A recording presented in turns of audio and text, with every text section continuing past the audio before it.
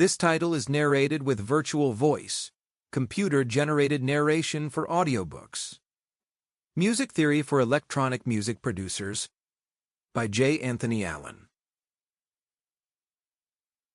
1. Introduction.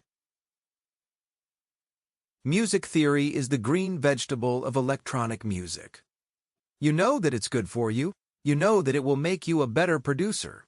But why spend time learning it when you could launch your software and rock out some chocolate sauce-covered beats? In the long run, we all know it will be good for us to learn, but it's tedious, complicated, and boring. With this book, I can't turn broccoli into ice cream, but what I can do is help you through the process of learning music theory in a simple way, specific to electronic music, that cuts down on the technical jargon and makes the whole thing go down smoother.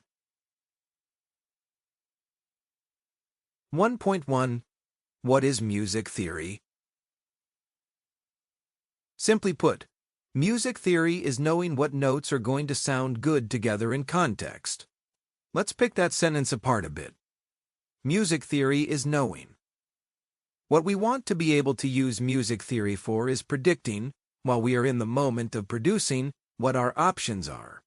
You should be able to run through a few concepts and say to yourself, okay, we are on this type of chord, so I have a few common options. But you will know quickly what your options are for chords and notes that will sound good. Music theory is knowing what notes are going to sound good. Good, in this context, doesn't mean happy or harmonious or anything like that. It means they are going to fit in with the notes around them.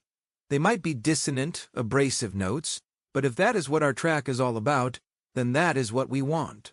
It is important to remember, and I'll remind you of this constantly throughout this book, that if we always put the notes that sound happy or harmonious, we are going to end up with an entirely predicable and boring track. Sometimes you have to break the rules, and in this book, that is encouraged. Music theory is knowing what notes are going to sound good together in context. Let's say you are writing music for a video game. In one scene, the character is in the Wild West. In the next, he gets into a time machine and is now a knight in a medieval era. Oh, and you have 2 hours to write all the music for both scenes. Music theory to the rescue. We know what chords and scales are common in both eras. In the first scene, we would think about what scales and chords sound appropriate to that context. We would then produce as much music as we could using those elements before we switch context to the medieval era. We then would grab a new set of scales and chords that sound good in that context.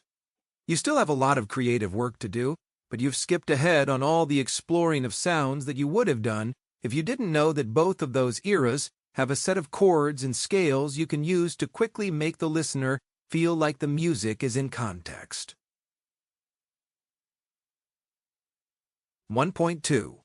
The most important rule of music theory.